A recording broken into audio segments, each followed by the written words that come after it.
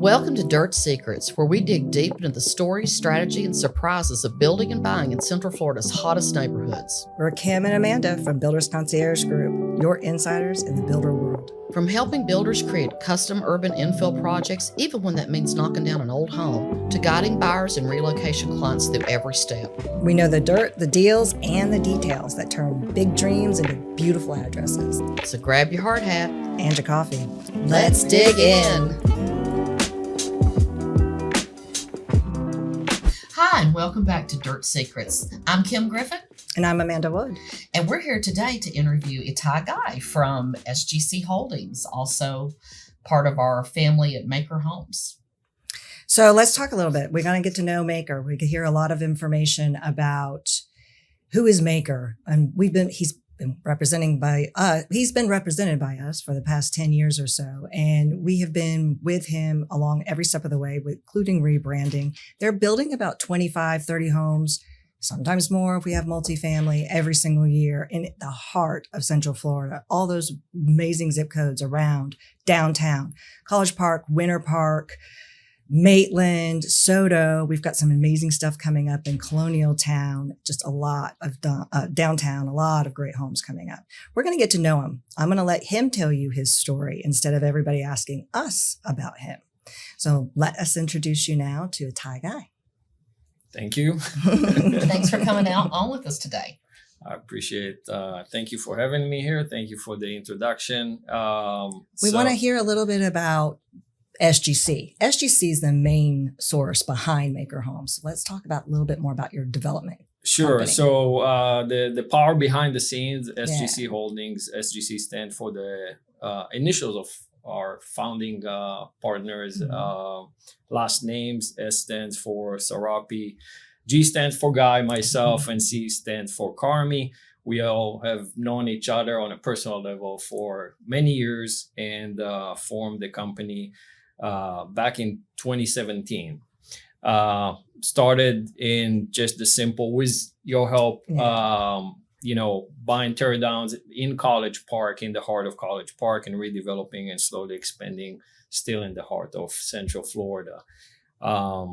Maker brand is the general contract and construction, the home, but SGC is the engine behind this. This is the true sole developer that runs and being qualifying all these lovely projects. Absolutely. So this started in 2017, but you've been doing this for a lot longer. A lot longer, yeah. Tell us a little bit about all that background, because you've got a lot that goes into just more than just building. Yeah, so I moved to Central Florida in the end of 1999. And in 2000, I believe, I started school first. I got my associate degree in Valencia, later transferred and got my bachelor's degree in UCF. Had to pay to school in one shape or form, and doing real estate was the way I chose. Started really on the lots level of doing a lot of working heavy equipment and doing lots prep for a lot of builders, mainly actually in Seminole County. Wow. And operating heavy machinery, and one thing led to another. During the downturn, I ended up moving to the insurance industry and worked as a insurance adjuster, and kind of got to learn the inside of the home, but from a disaster and catastrophe side. Wow. And at that point, towards 2009, started to be very interesting market here in Central Florida, as you know, for short sales and foreclosures, and a lot of investors. And I started using my network of connection, doing a one-stop shop with a partner I had of scoping for properties and then purchasing them, whether it was short sale through the courthouse steps when you still had to physically go to Orange County and sit down and raise your hand, and purchase a lot of properties and then turn them around into rental properties, manage them, and later assisted in their sale. I want to say back in 2014, it started making sense to build, and slowly worked into, and my partners started as just one of our capital investors. And in 2017, we made a strong commitment to each other. And I want to say it was about 2016 16, I think you mentioned earlier when we met. You were sitting in a model home in College Park, 15. and I walked in and I said, Amanda, let me introduce myself. And that's how I met Kim. And we started building again in 2014, 2017 when we formed our development company, SGC Holdings, is when things start turning around and we start pushing more capital resources and physical resources into the Central Florida market, and kind of took off from there. Find a lot of passion in the infill arena of new construction, mainly to the fact that Central Florida is unique. You have homes from the 30s, the 1930s, 1920s, 50s. You can literally see in different neighborhood. Okay, this neighborhood was established the 100 architectural years styles. ago. I love the way they change. It's like you can identify exactly when it was built. Yeah. And it's been a lot of fun designing with you too, homes that fit into the neighborhood. So we've done a lot of traditional and things that have actually just brand new, no functional obsolescence, but looks the part. That's been a lot of fun. Well, I give all the credit to you because you introduced us to our first, to our first and second teams of architects and designers, and you worked together with us on designing it. What I find attractive may not attract the rest of the market, and I know that you have the buyer's ears. Same thing with us. We listen and try to make sure that we're listening to what the market wants rather than, oh, I like this. This is cool. I want to put it in a house. You have to resist that urge. Oh, Kim's gotten tired of the white shaker. I'm like, doesn't matter. Doesn't the market matter. still Nobody wants else it. You design every day, so you see it every day. They still like it. So we have to pay attention always to what our buyers want. So that also talks about what kind of lessons have you learned by shifting between that resale, the remodel, the new construction markets. I know you rely heavily on us for talking to our buyers, your buyers, every single day about giving advice on what should we build on this lot, what should we pay for the lot, what should we build on the lot, what's our end price point. But you transitioned from the resale, the rehab, the resale. I didn't realize you did heavy equipment and did lot prep and all that kind of stuff. That's kind of fascinating as well. You kind of had every aspect. What has those shifts look like? So, the shift from going from the lot prep into buying houses in the courthouse steps and doing some flips, that was, natural to the essence that throughout my career, as I remember, I was always involved in one shape or form with transformation of homes, whether it was a small investment that I did clearly with my little capital and my family's capital to make ends meet, or whether it was when we start representing other investors and buyers. So I think my huge learning curve came when we were buying properties for out of the courthouse steps. It was before the whole Waze and Google Maps and everything else. And we used to sit in the weekend at the office and print on a piece of paper a map and pinpoint like every weekend 60 to 80 homes that were potentially going on the auction the following week. And then we would then split the city. I had a partner back then. We split the city into half, and we literally drive. And I mark myself. I'll go to this neighborhood first, then this, and that helps me really understand Central Florida market. See what you mentioned about different neighborhood, different architecture, different time it was built. See what people like in there. The other advantage was once you got in there, you got to see how the homes looked like. What was designed?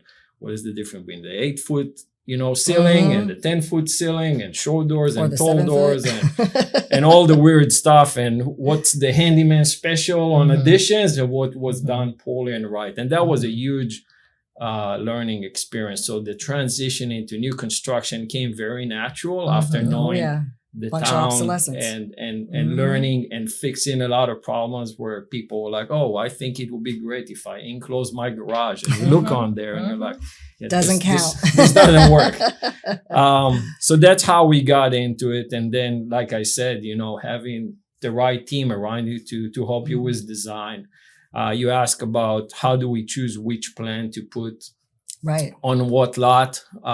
Correct me if I'm wrong, Kim. I always call you, Kim. What do you think fits here? And That's right. It's true. we bounce information off each other. We try to show a transition, not necessarily build more of the same, have some sort of transition, but we also watch out that we don't take like a super modern elevation and put it where Right. it's all single story, Mhm. older elevation surrounding it, because then you're like sticking out like a sore I think the thumb. neighbors really appreciate that too. Absolutely. I know that you have always established great relationships with the neighbors around, and that's so important that you all go, knock on the door and say, "Hey, we're going to be doing this, and it's going to be fun every day." But Here's my number. here's my number. Call me if it Mhm. isn't. And I think that's so important.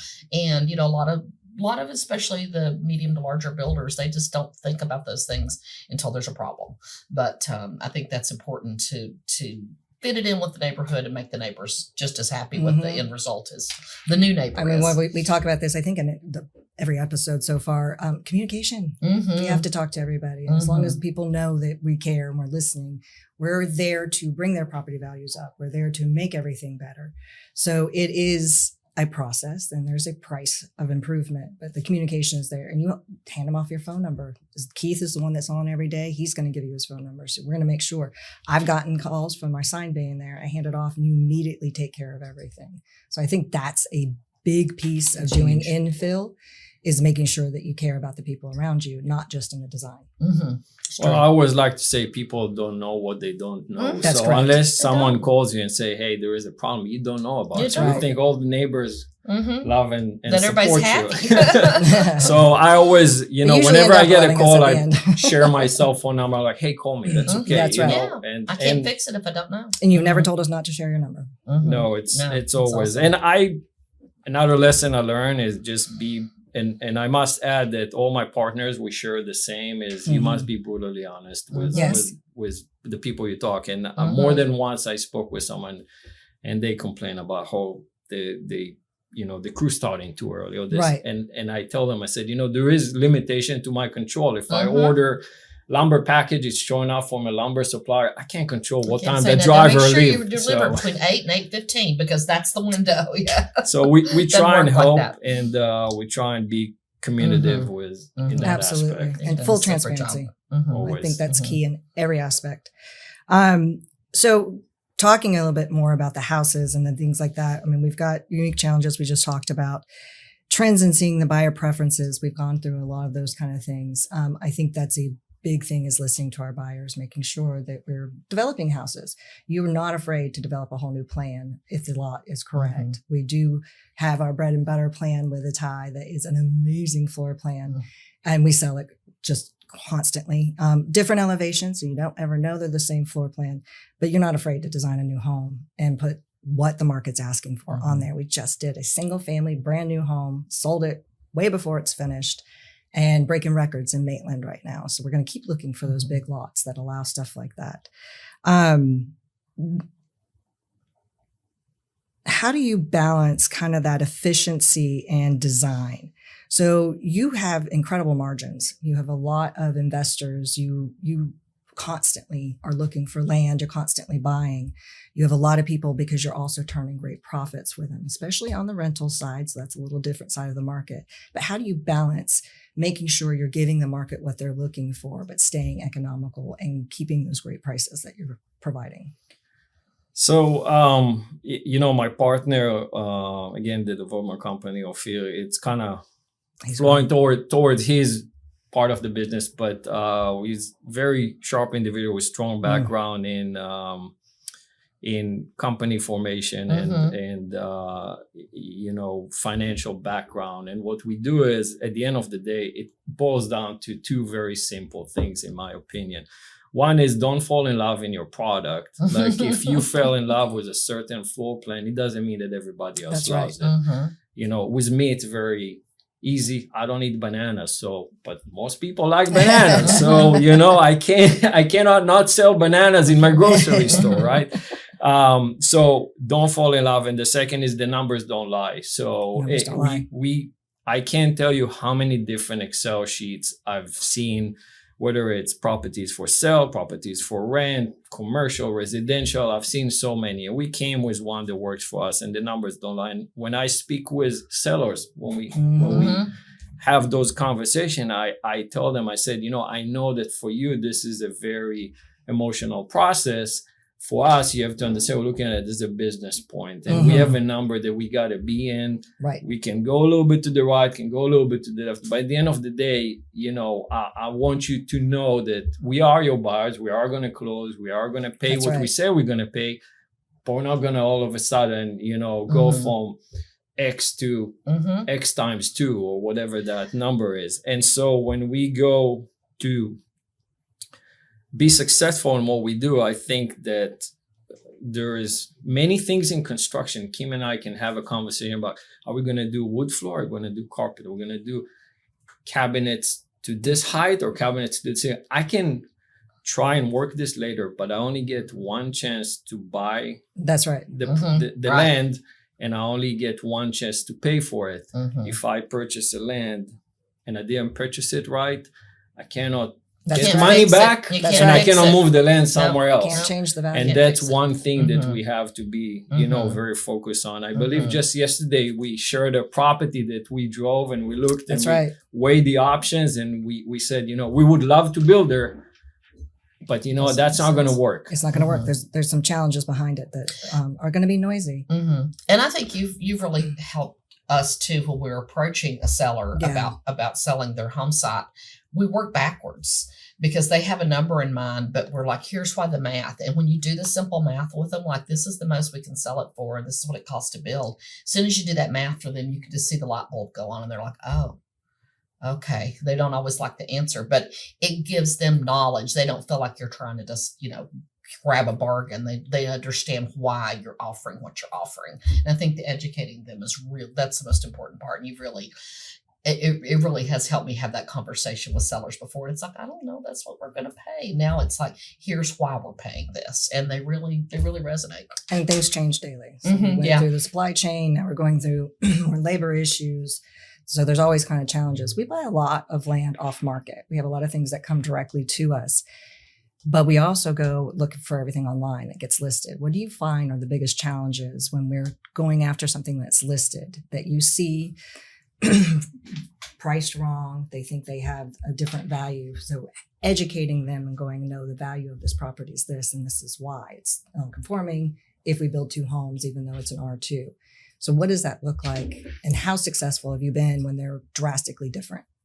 So there are, there are a couple of directions that I can respond to that question. Right. First, with regards to zoning of what you can and can't do, I found that some of the agents representing those sellers are more educated than others. Some understand that just because zoning says R2, it doesn't mean you can fit 2 units in it, where some agents feel that the moment they see the number 2, it's 2 lots. It's That's 2 right. lots. There is 2 homes here. That's when and the cost of building 2 homes, 2 units as a townhome versus a single family, there's not much of a savings there. It still costs a lot more to put 2 kitchens and multiple bathrooms in. Right? Correct. And that's, I think we as a team made a great, I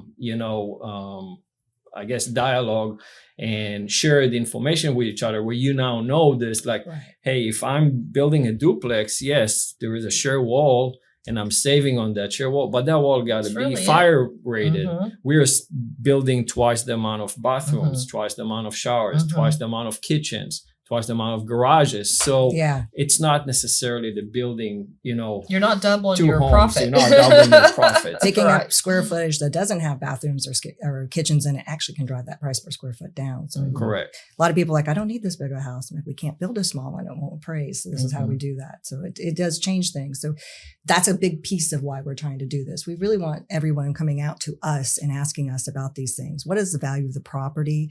What does it look like? We're going to share all the details with you of why we're saying what we're saying and trying to set the proper expectation. It's very, very important to understand that. And we want you coming to us first. We're going to have conversations with Itai directly and see if he wants to buy it, but we will also help structure that so you understand.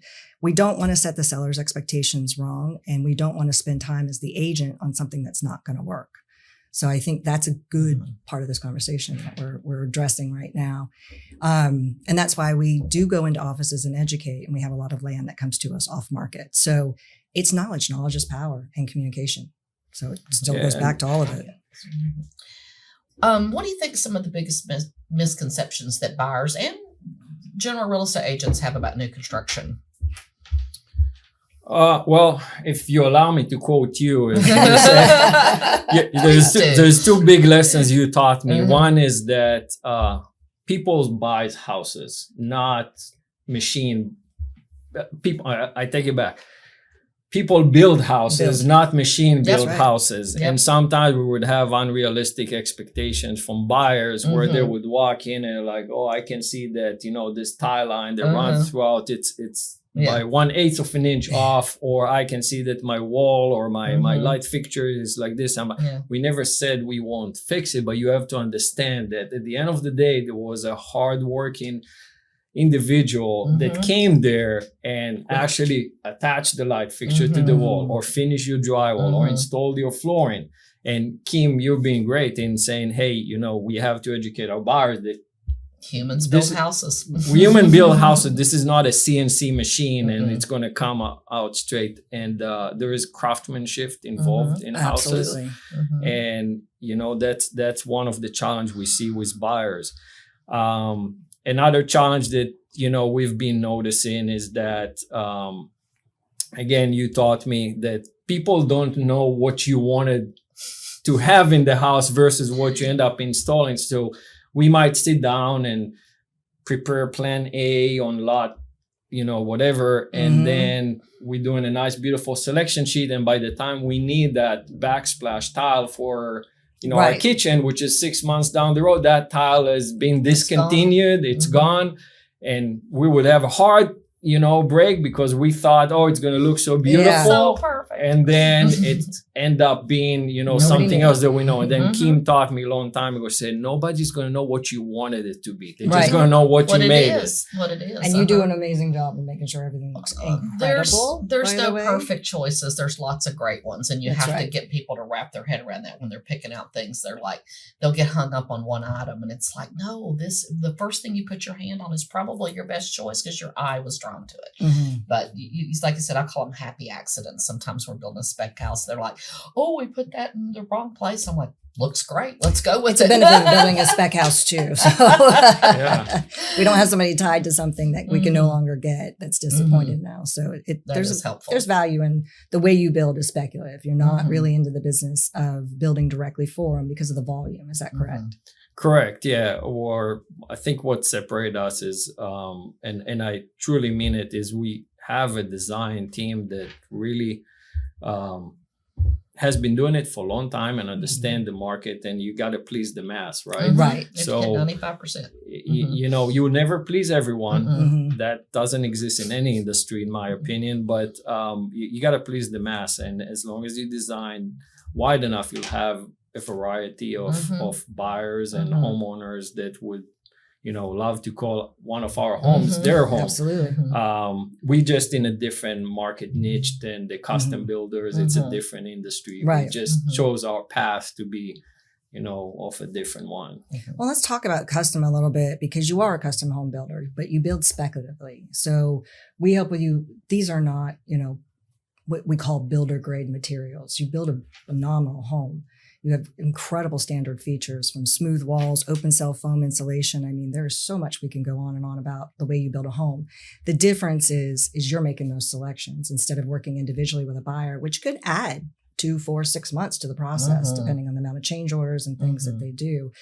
That kind of handholding doesn't just take time from the changes. It takes a lot of time in getting selections made. You put a homeowner in the middle of it, it could take a month to get all the selections signed off on, or more. I mean, a month is actually good. So we kind of hold it back and toe a line if we ever do that with some of our builders. But with you building speculative, the amount of homes that you're building, you're delivering a phenomenally custom product.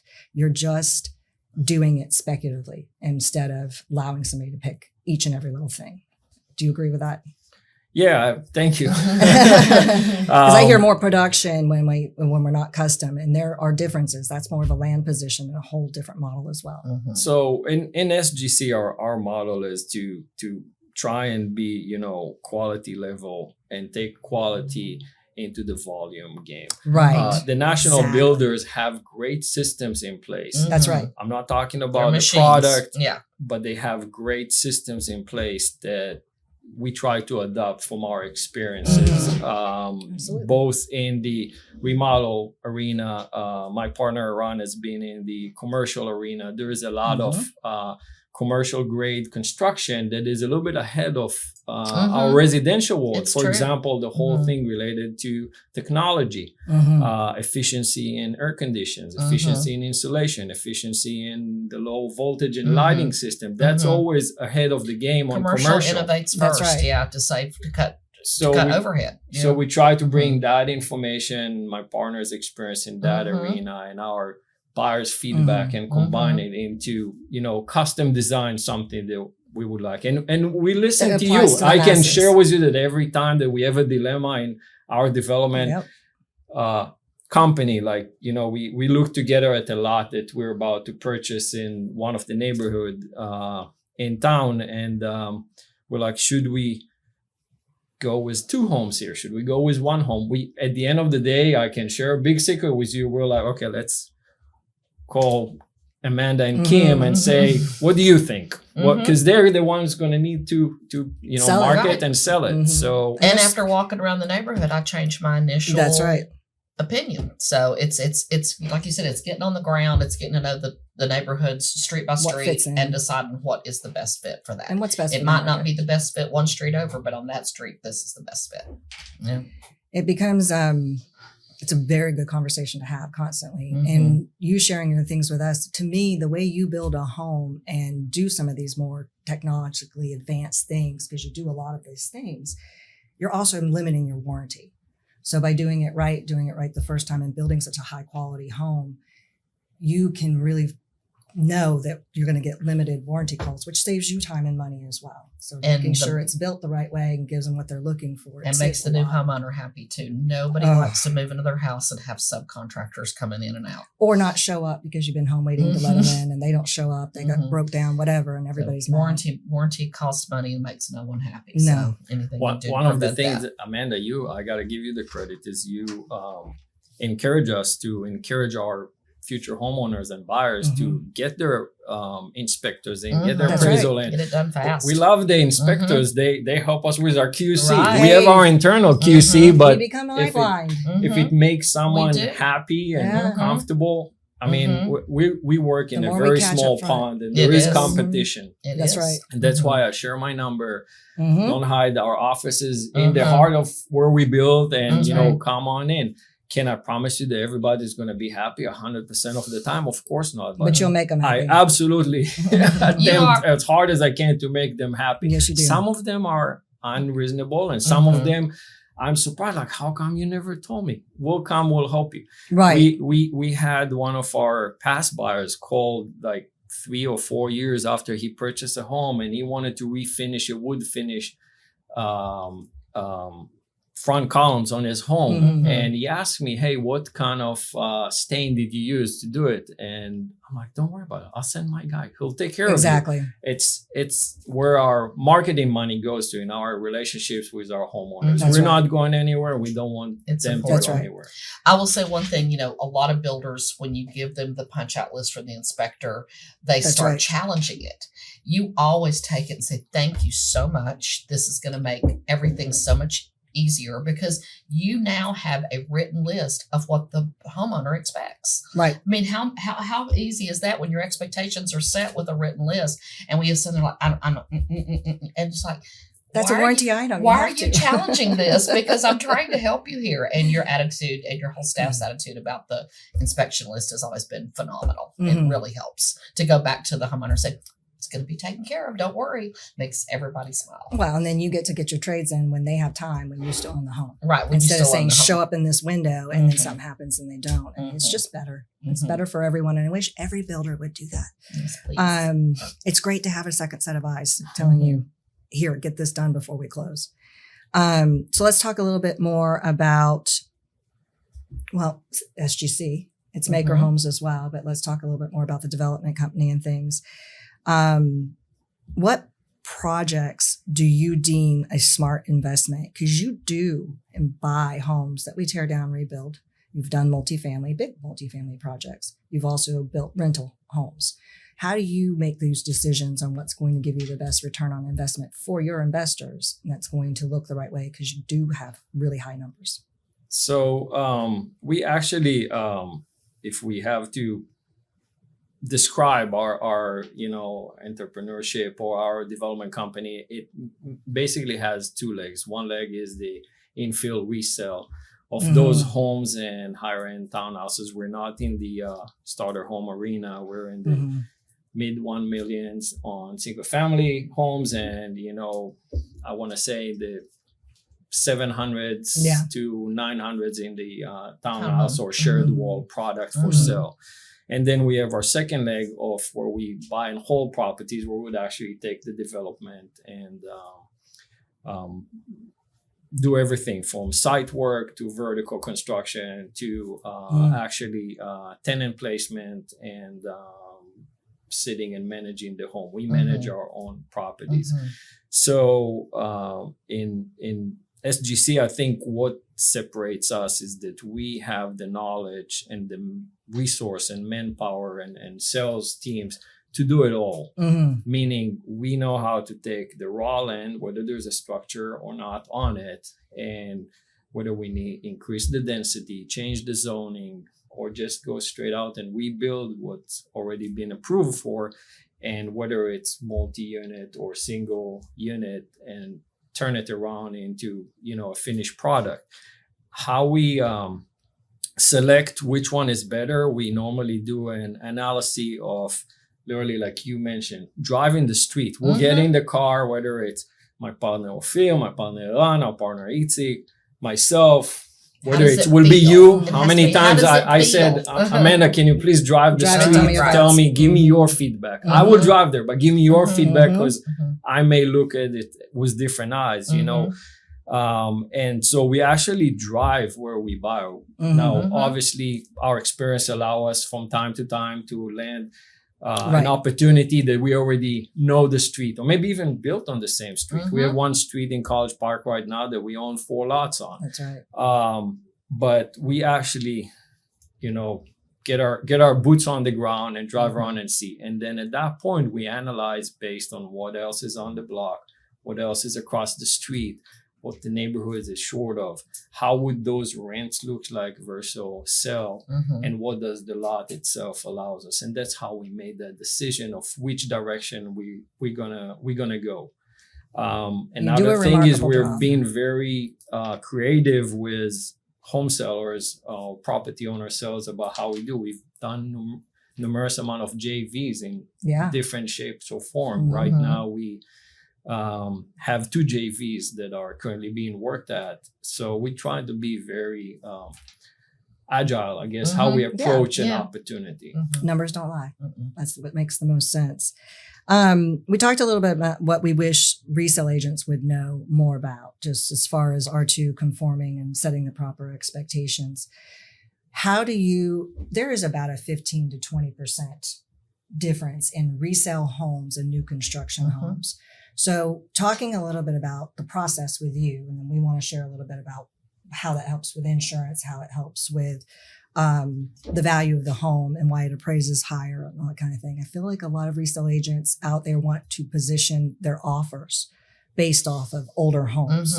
So there's a difference there, but there's a difference in the level of cost of construction. We've got some labor shortage things that are costing more time to get things accomplished. That costs money. Time costs money as well. So where are your challenges on that side? And then we'll share a little bit more information on some value to position new construction so that they really truly understand that there's a pretty significant difference and why and what the value is. So when we look at the lot, I think for redevelopment, I one of the largest or the biggest challenges is the fact that in Central Florida, and especially for us, there is so many different municipalities and there's so many different building Sometimes codes. 3 on one lot. Yeah, you have to obey by. So you mentioned Colonialtown. Colonialtown has different layers of approval that allows you to build or requires you, I should say, to build a smaller home compared to the same size lot in one Based off neighborhood to the east. And so one of the biggest challenges is to understand what could be done on redevelopment, because John or Jane Doe might own a lot that is, 7,000 square feet, but you can build a certain product on it in one neighborhood that you cannot on a different, and vice versa. So I think learning this is important and help us in determining the value of the property. The second thing is, what is the condition of the property as far as for what's on it? Right. Both structure and vegetation, mainly trees. Trees in traditional city of Orlando, we've got beautiful trees. You're trying to keep them. Sometimes you don't have a choice but take a tree down, and there is substantial challenges with it and costs Especially for associated. developers. And costs, yeah. So I think that's educating buyers into what they really, sellers what they really have is important. It is, and understanding that uptick in value, the insurance cost is going to be a lot lower. Your operating costs, just overall, I mean, energy efficiency, insurance cost, everything. And what's interesting in Orlando, if you do look, that differential is shrinking. It was always about 15 to 20%. So when you're demonstrating a new home and showing the benefits of it, you get to say, well, you won't have to do anything to this for 10 years. And I always tell them I have built 2 homes and I've remodeled 2 homes. And so I always tell them my personal remodeling journey, which is always fun. And, but I noticed that differential is continually shrinking because we are still in an inventory deficit. Everybody says, oh, there's so many more listings than there were. Well, still we are at 2019 levels. We're at pre-pandemic normal market levels. So that nicely renovated home, all of a sudden has become much more higher price per square foot. And that makes a new home an even better value. I'm buying one right now. Yeah, it makes a new home an even better value because people are like, well, wow, why wouldn't I pay $3 or $4 more square foot and get everything new? Everything new, and get rid of that functional obsolescence, those small closets, those low ceilings, those type of things that happen. The insurance cost for me is just huge, and you're going through it. I'm about to do it as well for an older home, but you save so much more money that decreases your total cost, even though you're paying this for the house. I think that's something we really want our real resale agents and our clients that are buying our homes to understand. You are paying more, but you're getting so much more, and it's actually going to cost you less to operate. So it reduces that variation. And you always accept appraisal contingencies. We're never trying to push the market outside of that. And we've never had that issue either. So we've been remarkably good about making that happen. So that's where we come in and we make sure we design the home that's accordingly and keep in the design strategies. So what are your growth patterns? What are you planning? Where are you heading? What are some new strategies you're implementing? I know that we're doing a big project I'd love to talk about a little bit as well. So, first, it's easier to start with knowing what you're not and what you don't want to be.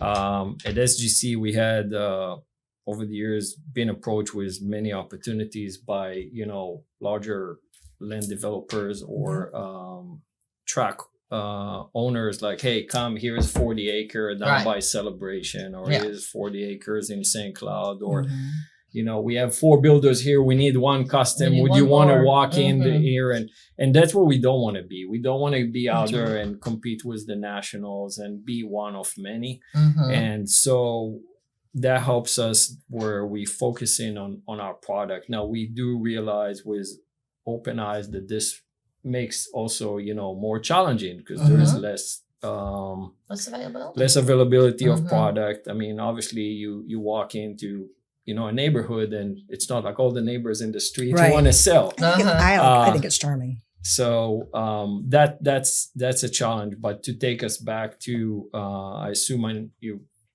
referring to Winter Park Grove, and I think that the three of us have been around this and trying to make it happen for over 2 years Yeah. until finally everything Everything teed up. fell into It's place. happening. I think Well, that that happened right before I went on vacation last time. I'm getting ready to go on vacation tomorrow, so maybe another I'm gonna great bring you land another deal. Maybe 16. another great land deal will come our way. there's always good things happen when somebody Vacation goes on It is. vacation. It is. It's the vacation effect. Something great will happen. Winter Park Grove is an area that just wasn't developing, and you've done 8. So I think that's why the land came to us off market. We were able to put this deal together. It's a great pocket, and there's so much. You're ahead of the game. You're always paying attention to these things. So the Minnesota refresh and everything that's going on there, the walkability to the Hollander Publix and all the new stuff, the Maserati dealership. I mean, our homeowner's going to want one, right? It's right there. You can go get it serviced right down the street. McLaren. Oh, McLaren. I'm so sorry. She got Maserati needs to come now next. She got her high-end brands mixed up. Oh well. It's an M. We'll We'll see take 'em all. Maseratis. We'll see McLarens. It is a beautiful, beautiful neighborhood, and everything from the maturity of the trees and the streets, and still a cute mixture of older homes that'll be blended into the neighborhood. But I think that it's just what that little area has been needing for so long. Yeah. And then there's several other builders that are in there now too, but you started it. And that was a vision of knowing what's happening in the market and what's going on, and SGC staying up with all that information. I think it's incredible. I'm excited about this project. It's gorgeous. We're staying in line with the neighborhood as well. So there's nothing ultra custom or anything like that. It's going to be an addition to the neighborhood. We're getting calls from more people wanting to sell their lot. Unfortunately, some of them are non-conforming. Yeah. So we have to educate on that level as well.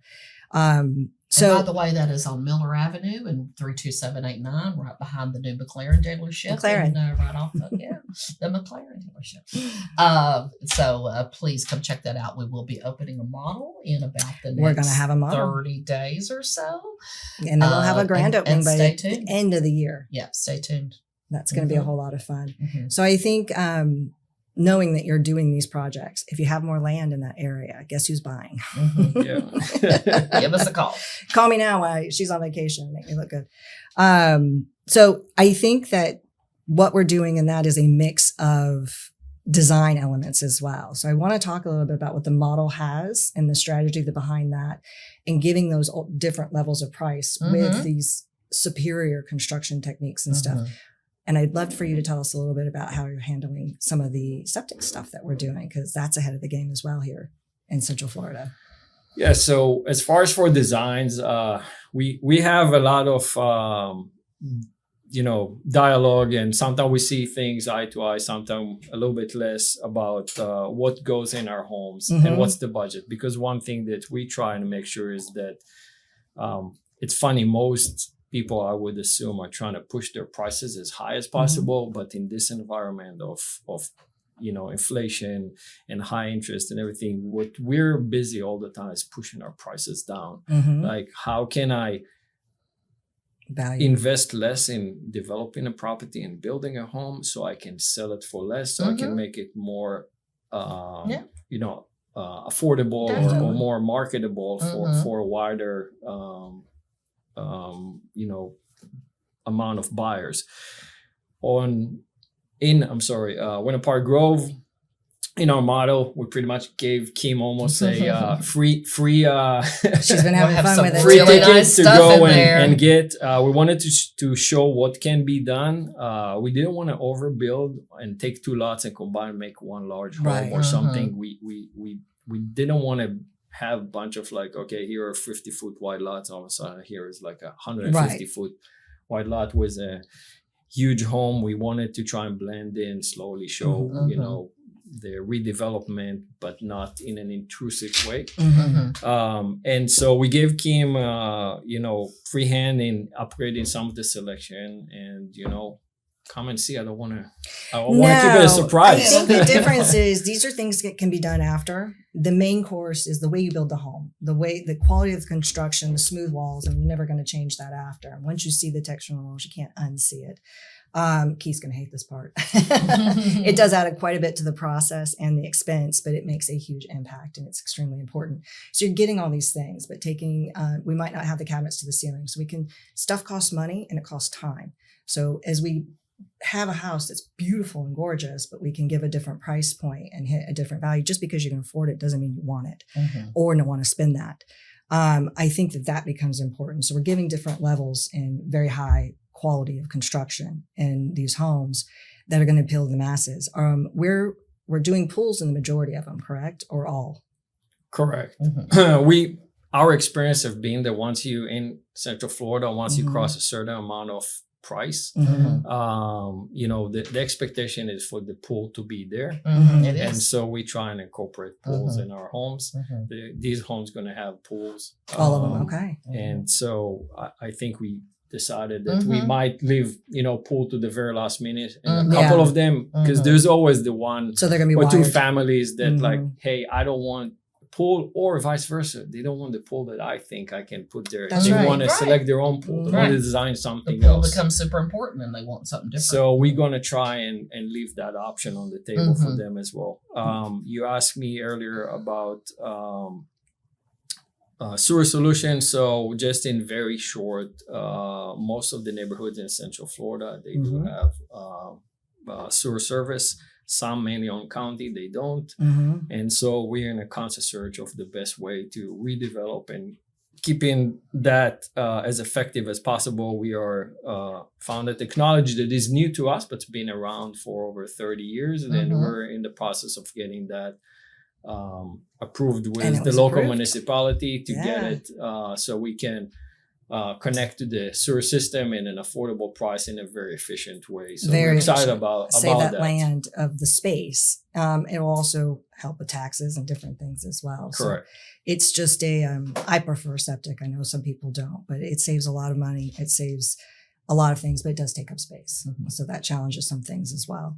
But it's cool that the innovative search for this and getting it to the municipalities going, wow, this is great. Let's try it. This is going to work kind of thing, because it has been in use for a long time. But that just goes back to the way SGC and Maker Homes is innovative. Is there anything else you want to share with our audience about SGC? None that I can think of. I really appreciate the opportunity. Appreciate Well, we working appreciate with you you, coming on today. and We enjoy working wishing with you. you a lot of luck. And we're definitely growing. And Yeah.